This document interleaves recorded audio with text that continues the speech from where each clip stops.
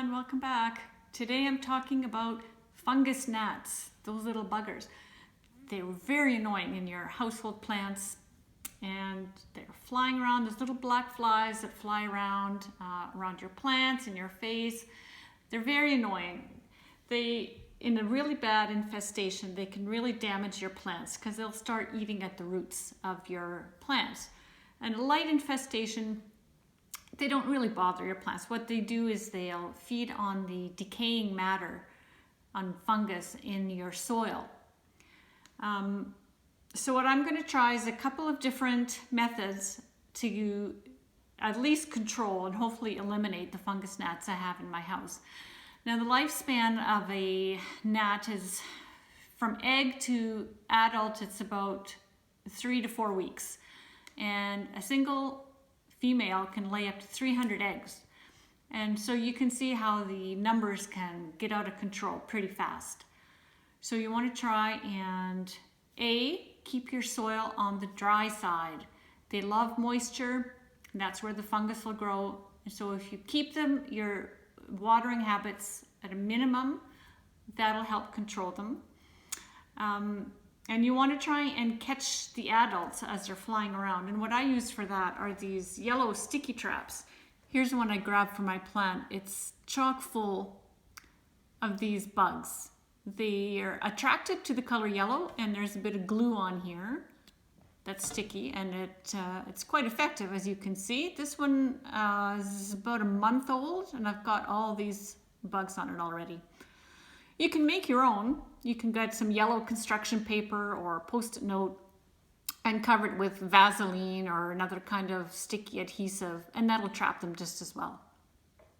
Obviously, it's time for me to replace these. So this is how you're going to control your adults so they can't get to the soil and lay eggs. Of course, it's not 100% effective.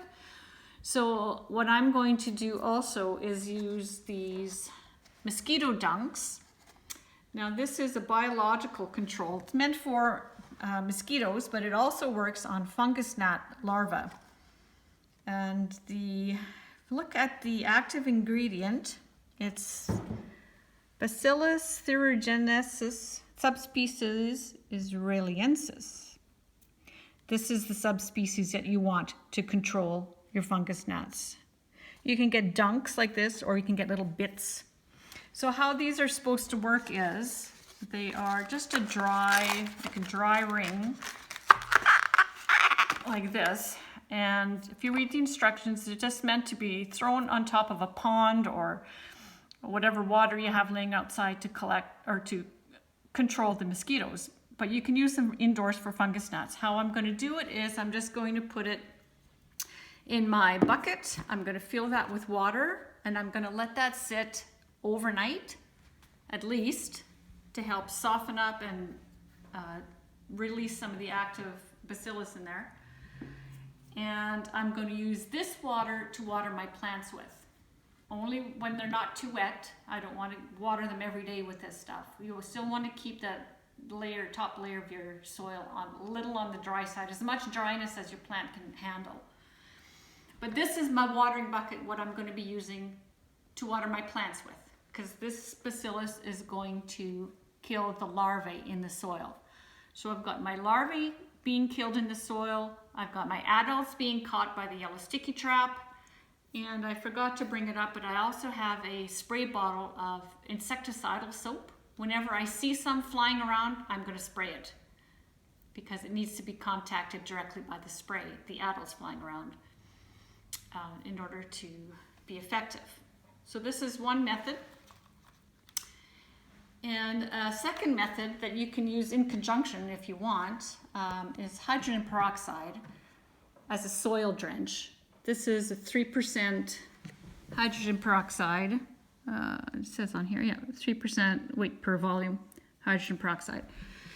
This is safe to use on your plants as a soil drench or also as a foliar spray. So I've got the ratio to mix is about 1 part of hydrogen peroxide to 3 parts of water. So in here I've got about 2 cups of water. I'm going to just mix in, I think we figured this out, about 3/4 of a cup. hydrogen peroxide. Now only make up as much as you can use in a day because it starts to deteriorate as soon as it hits the water. It'll break down. So you want to use it while it's at its most effective. So I'm going to use this also to spray wherever I see some gnats flying around. Again, it has to hit them directly in order to be effective, and I'm going to spray the top of the soil as well. And this is an effective, you can spray it or use all this water to water your indoor plants as well. So that's about all for my fungus gnat control. These are the two methods I'm going to be working with over the next little while, and we'll see how it goes. Any comments, you can leave them below. Thank you.